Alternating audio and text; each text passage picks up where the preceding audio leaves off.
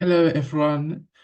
Thank you so much for attending, if we can call it that, this virtual cafe talk for the SASMT.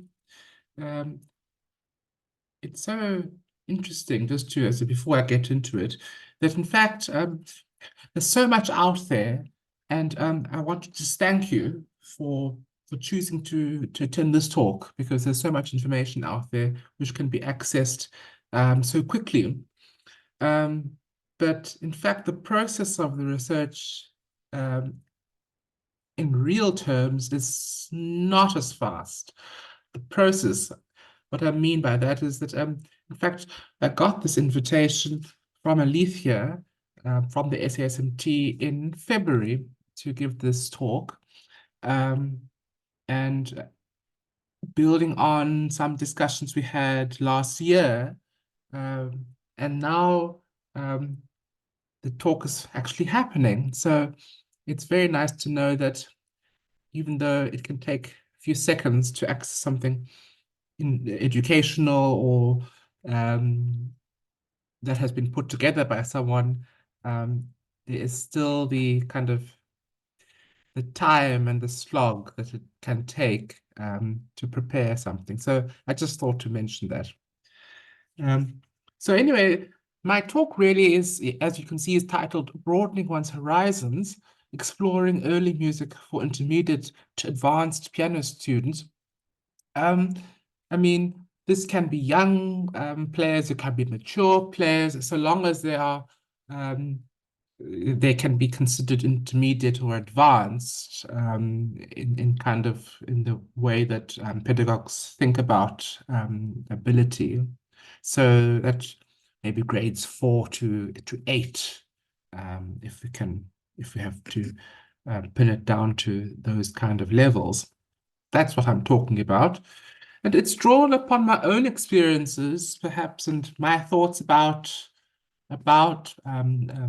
playing early music um, at that stage. And of course, my experience is colored by the fact that I was about 13 to about 16 when I was in this kind of intermediate to advanced stage. Um, and so, yeah, that's what informs my thinking today. I've been asked to give a biography of myself, so I'm going to present that. Let me just go to the next slide. Oh, right. Okay, good. Now here we are. So here we are. Here is my biography, and I put a photo of myself from just before lockdown started. Um, Perhaps a prescient photo. And this might give you some time to read my biography.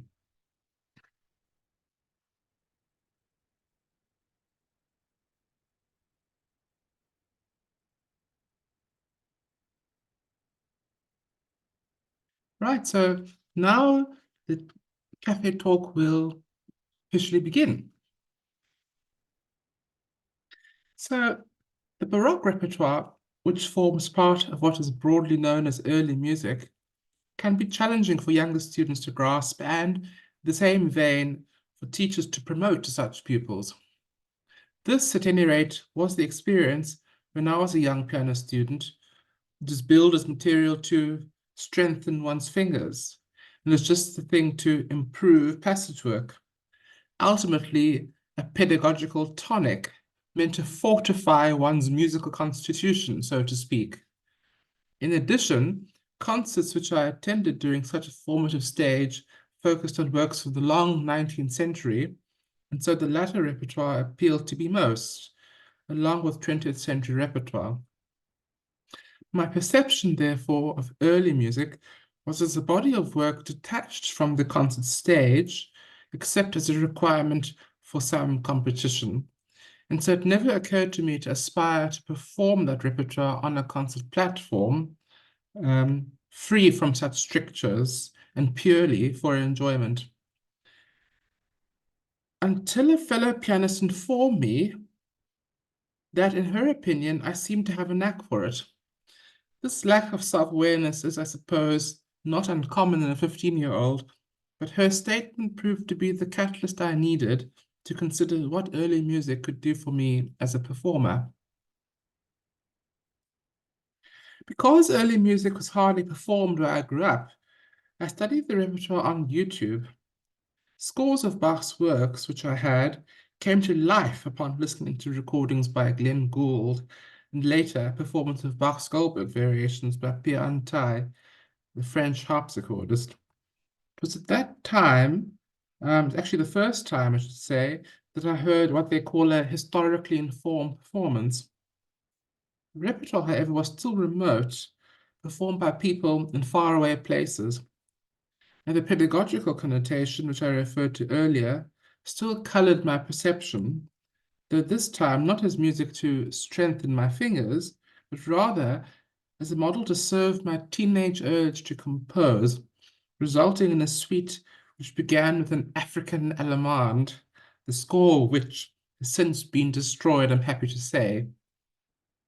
Frivolity aside, all these incidents form the foundation of a long-standing relationship with early music, which I pursued feverishly, though not without difficulty, as a tertiary music student. And it took some years to realize that my practical engagement with this repertoire, which for some years is only centered around Bach, can be traced to my earliest lessons in piano playing back in 2007, when I actually started playing the piano, having studied with great enjoyment the Minuet and Rondeau by Rameau, which was first published in 1724. Just put it up on the screen for you to see. It was not, I should say, laden with the pedagogical baggage I mentioned at the start of this cafe talk, despite the work's clear function as an exercise in hand coordination, in maintaining comfortable hand positions in both, as well as fostering a disciplined approach to fingering, the latter supplied by the composer himself in the first edition, which has been reproduced here on the screen. On the very far right-hand side, where you see the minuet and rondeau there, and the fingering is quite clear. What else should I say? Yeah, I've also, yeah, it looks like a 5, that bottom D, the second last bar. I'm not sure if it's 5 or a 3, but anyway, it seems to be about creating a natural hand position there. This actually, as you can see, it's right next to the ornaments and how they should be realized. So it's actually just before the compositions proper in the pièce de clavecin, where the suites are. And this is supposed to be a kind of a taster for what is to come. That is why it appears with the ornament table. But getting back to this, is there more to play? In the case of the Minuet and Rondeau, no, it is a standalone work, as I just said to you, preceding 2 extensive suites in the pièce de clavecin. The practice, however, of playing a single movement from a larger work is commonplace these days, and not always reasonable or effective, chiefly associated with the strictures set up by the external examination boards for the economy of time and, I suppose, the financial viability of the operation. It is rare for students to perform multi-movement works in full, particularly in the earlier grades. While complete works, such as sonatas, suites, and other extended works, can be lengthy and seem insurmountable as a project, students should not be put off, thinking that such works are solely the preserve of the professional musician. I argue that an early familiarity with this practice develops the ability to imbibe, interpret, and comprehend the structure of an extended work. This, in turn, is informed by a demonstration of competence as regards the discipline of studying, and later the formation of an intelligible realization of the material on the score. Because of the formal complexities of extended works such as sonatas, concerti, or toccatas, suites offer an alternative an accessible alternative to the intermediate and early advanced piano student in attaining the same outcome as regards the intellectual process behind the study and performance of longer works. Structurally, suites consist of four core dances, largely in binary form, and occasionally movements in some kind of variation form, often preceded by a prelude. This introduces students to the idea of a digestible form of musical narrative, neatly broken up into semi-independent movements as opposed to extended and truly finite compositions. The consistency of each movement's form offers repeated opportunities in which to engage with the structure, and the dances, which are short vignettes, each boast unique characteristics, often relating to time or rhythm. So, I think most people, I mean, certainly when I started, you get given a suite or whatever, and you get told to learn 3 or 4 out of, let's say, 6 or 7 movements or dances. And it's nice, I feel, to learn the whole thing. But sometimes those omissions can be because the other movements are a little bit too difficult, I find. Not necessarily because you'd be bored with it. So you want to find something that you can actually play from beginning to the end, like a book. You read from the beginning to the end. I think that's actually quite important. As I say, offers repeated opportunities to engage with the form within the suite. So for piano students and pedagogues, the suites of Bach and Handel might come to mind, but is a complete suite by either of them pitched at an appropriate level for the intermediate and early advanced piano student to learn comfortably? Not all. Perhaps some of Bach's French suites or the shorter suites by Handel. There are others too, perhaps like Couperin and Dangleberg, but those can seem interminable on account of their length, and not even professionals are in agreement as to whether they can and should be played in full. And they are also not at the appropriate level for intermediate to early advanced piano students. Not because I want to gatekeep or people want to gatekeep, but actually because they demand advanced keyboard skills, the awareness of complicated ornament tables, and the ability to realize each embellishment, and fluency in the French inégalité. The latter is also applied as a matter of course in music by composers of the Baroque who are not French, but have written in the French style. So that's why the inégalité, you sometimes do need to know it. This is evident in several of Bach's works, including the so-called English suites. These stylistic considerations can rather get in the way of the young pianist's performance objectives. So how should one begin searching for early music that one hopes will be at an appropriate level in terms of length and difficulty? Fortunately, early music has long been anthologized, and increasingly as from the late 19th century. Augner's old French composers here on the screen, dating from the early 1880s, Durant's Les Clavecinistes Français, pardon my French, from the early 1900s, I think 1912. Here, volume 4 on the screen was published in 1912. They both pertain to one national style, the Augner and the Durant edition. One comprehensive and endearingly popular 2-volume anthology is Early Keyboard Music, published by Schomer in 1904.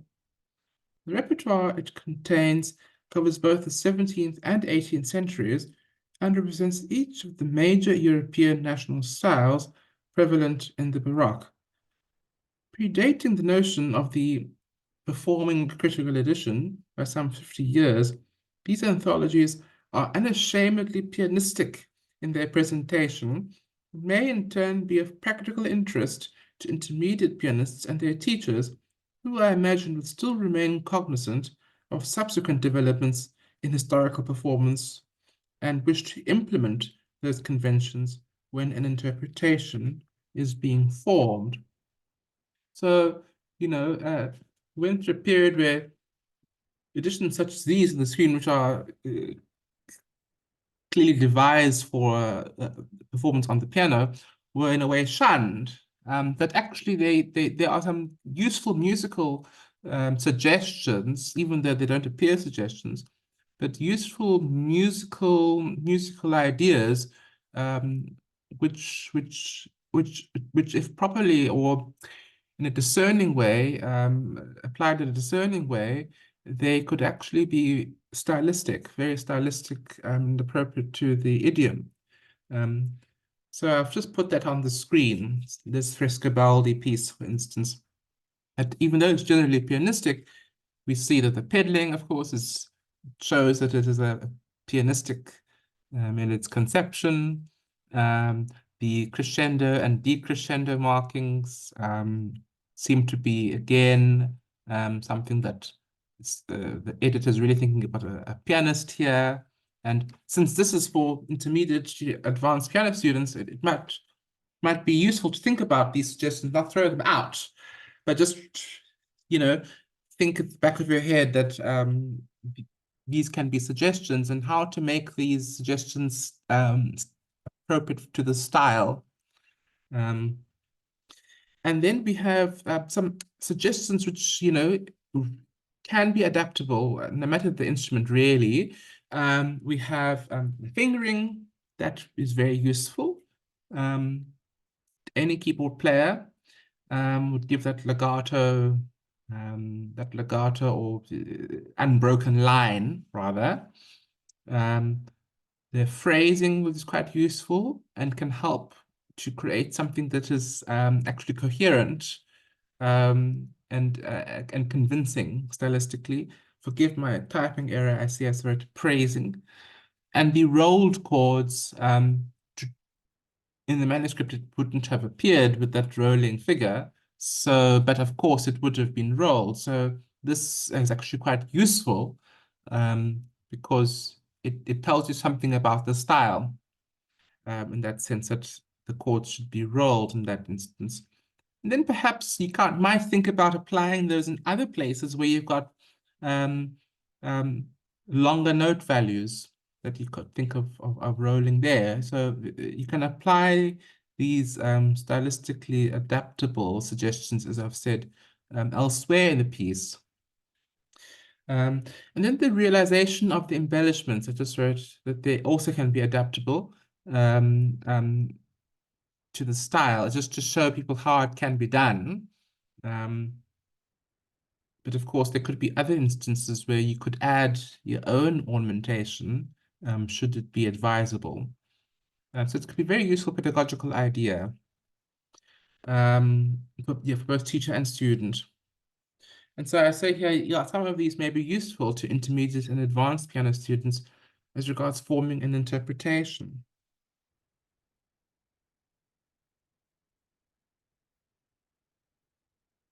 Here's another one. We have the Couperin's piece, Les Papillons. Again, pardon my French. So here we have it. It's perhaps not as fussy to the editorial intervention here, but of course we've got the same things such as the crescendo and decrescendo markings, clearly pianistic in their kind of motivation. We don't have any pedal markings here, but I've mentioned that the sforzandi, for instance, seem to be, again, rather thinking about a pianist in the sense that one has to think about how one can, if that can be at all stylistically appropriate. Not to say that it can't, but how can it be? And if it doesn't work, then maybe don't do it. And then the second category I wrote there, overholding. That's something that really can be, that is stylistically suitable.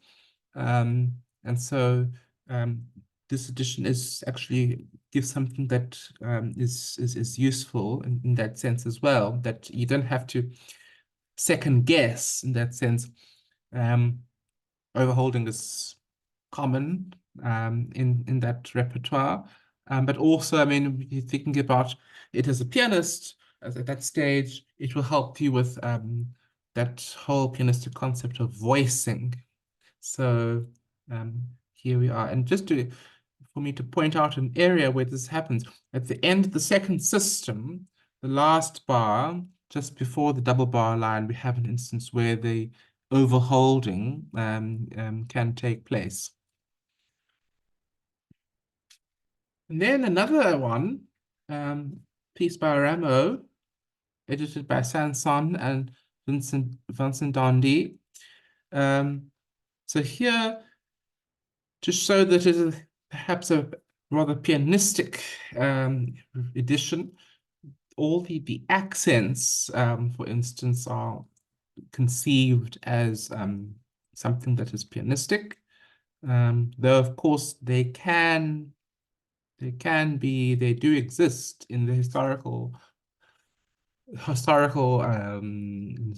the historical frame of playing, but maybe then it would be the accent would be caused by something else. Here, the accent is thought of as by weight and actual force. I mean, you could historically it would have been maybe to roll the chord or something, or the actual length implies the accent, but there's a longer note value, and thus it is thus accented because of that. You could also, I mean, if you're playing it on a harpsichord, which is not the point of the presentation, but let's say you were, I mean, you could use some weight, and it would make a hardly much difference to the actual dynamics, but it would actually create the illusion, rhetorical sort of or expression that there is something being accented here, in addition to rolling the chord and the length of the chord, which actually adds to the gesture of the accent. So here it is, though, pianistic. That's why I put it in the pianistic category, in the kind of 19th century pianism. And so you have to think about how it will help you, or how you can make it something stylistically suitable to 18th century performance practice, or just to think about those ideas when you are playing it on the piano. And then I just say that generally this text gives one more freedom to develop an interpretation, and it might be more challenging for the intermediate advanced piano student who's not familiar with the repertoire. So yes, I mean, because there isn't that much editorial intervention, and you have to really start asking yourself these interpretative questions or interpretive questions. And I mean, at that stage, you might want to do this exploration with your teacher. And in fact, it could be a good exercise to start with that first one, which had lots of suggestions, and kind of move into one which isn't as prescriptive, such as this one, and to see what your ideas might be, to make it something that could be, at the same time, work on the piano, but gives a nod to the idiom. So back to the presentation, I should just say that as an aside, relating to critical editions, I am aware of the existence of the Denkmäler editions, the earliest of which were published in the 1890s.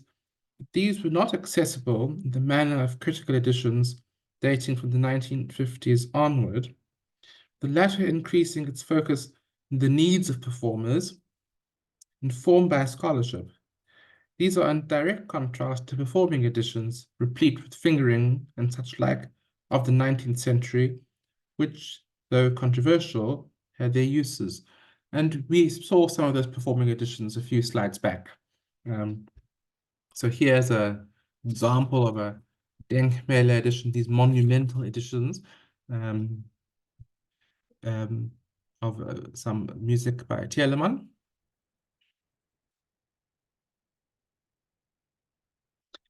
Later multi-volume anthologies titled Style and Interpretation and Early Keyboard Music were edited by Howard Ferguson and published between 1963 and 1971. These anthologies, the form of which covers performance practice in the 16th to the early 19th centuries, while the latter surveys the keyboard repertory of England, France, Italy, and Germany, composed between the 15th and the 18th centuries, serve as a practical companion to Ferguson's book titled Keyboard Interpretation, published in 1975. The anthologies published under Ferguson's editorship are informed with the scholarly rigor of the critical edition, produced with the view of providing the historical depth and guidance which the performer might find to be of use when forming an interpretation of the music. So the historical depth that Ferguson gives, you'll see later, I do include some music from these editions, and you'll see that there'll be a paragraph or two which is in that historical spirit that I'm just mentioning that could help you or help someone form some kind of an interpretation as well, and get you just to ask yourselves those questions as regards interpretation. Scholarly richness aside, an aspect which makes the anthology appealing is the graded ordering of each composition in order of technical difficulty. This is still about Ferguson's editions. This would be of use to the target group of intermediate to early advanced pianists, or just advanced pianists.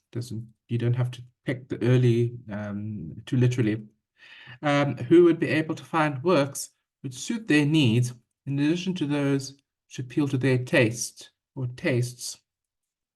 The disadvantage, however, is that works in Ferguson's editions do not, for the most part, appear in full.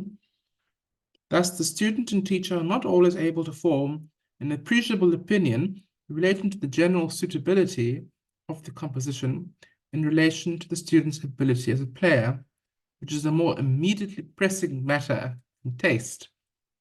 Thus, the graded list provided by Ferguson is useful only in terms of the anthology in question, and access to the complete work, fortunately often available on IMSLP today, is necessary to ascertain the viability of the performance project, which I argue should be predicated on the study of the complete work.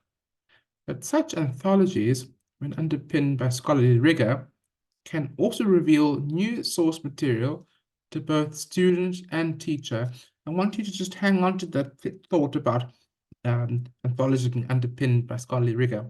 I'll just show you that out of all these works listed here, the only compositions or multi-movements compositions which appear in full are the works by Daniel Purcell, page 54,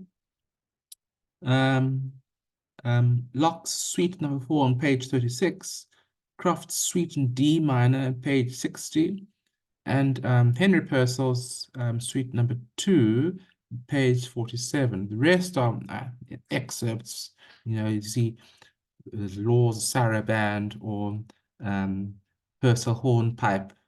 A little bit kind of it doesn't give you a full idea of where it's from, basically. And one wants to look at the full piece, the full work. That would be of use. So here is just a little print of Purcell as Henricus Purcell. I thought that would just be interesting to see. But anyway, consider, for instance, Purcell's Suite in G minor, first published in full in 1696, among other suites by the composer in Choice Collection of Lessons for the harpsichord or spinet. That text is the most familiar to performers of his music, having been reproduced in Early Keyboard Music, Volume 1, edited by Louis Ostel and published by Schirmer in 1904, which I showed you a bit earlier. Though that edition includes some textual interpolations, and in Barclay Squire's edition of 1918, published by Chester. So this is just this is from a choice collection, the prelude of Suite number 2 by Purcell, which appears in a choice collection, and it is also printed in this edition, Early Keyboard Music, But in addition to the existing suite in G minor, there are these interpolations works that don't appear in the earliest available source, but because they're in G minor, they're just supplemented, and that's why there are interpolations. Really, they don't appear elsewhere, such as the chaconne, for instance, and neither in Berkeley Square. This chaconne doesn't appear there. That's why I call it an interpolation.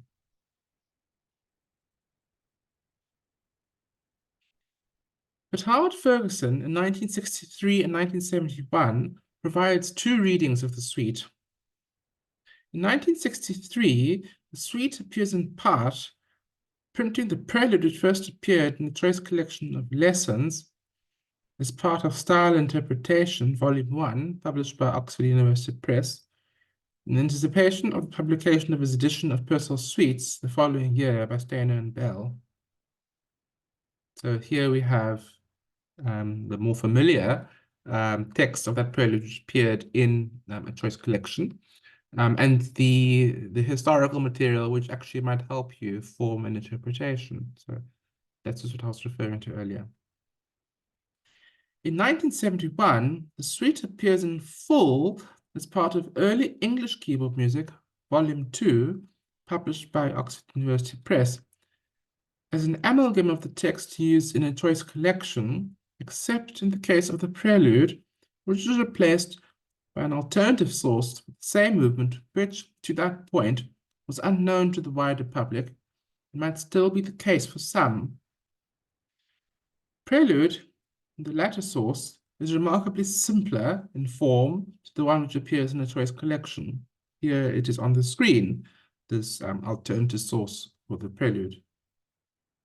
Besides it appearing as a more accessible point of entry to an intermediate pianist learning the full suite, it may serve to stimulate interest in the historical narrative of this work. Put simply, that the composition may have variants, legitimate as in this case, or sometimes spurious, such as the chaconne that I showed you a slide or two ago. Scholarly matters aside, this suite, as well as the other 7 by Purcell, are worth pursuing. They are short and thus doable. The material lies easily under one's hands, does not require large stretches, which is ideal for those whose hands are still yet to grow. And rhythmic ideas proper to that era, which includes inégalité, often appear as written out in dotted rhythms, and sometimes implied after being written out, literally when introducing a figure. They were, after all, first published as lessons, and thus serve their purpose well in that regard, and they're not solely pedagogical, given that professionals do include Purcell suites in recitals.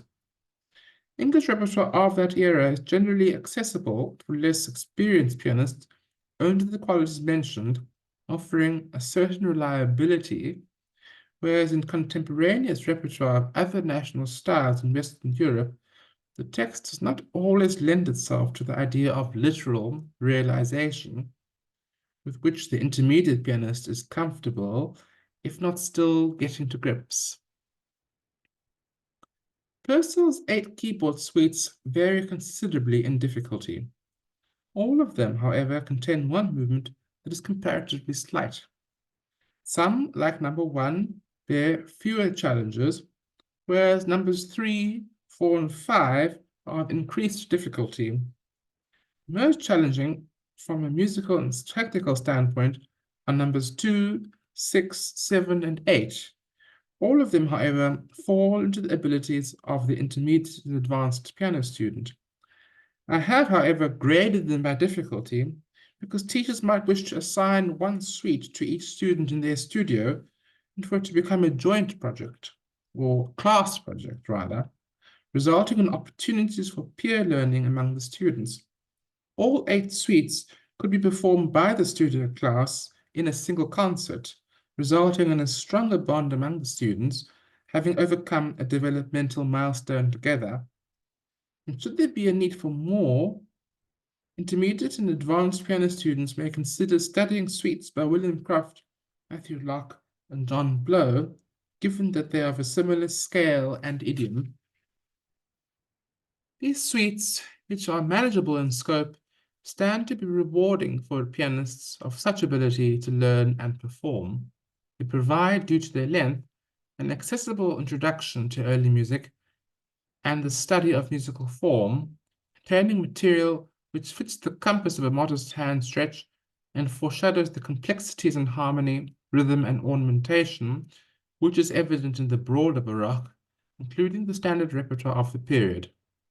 It provides students at this level a certain grounding in the preparation of multi-movement works of increased difficulty, and the importance of presenting a cohesive performance of a work which consists of smaller and sometimes disparate parts, demonstrating that such an undertaking is not solely the preserve of the professional.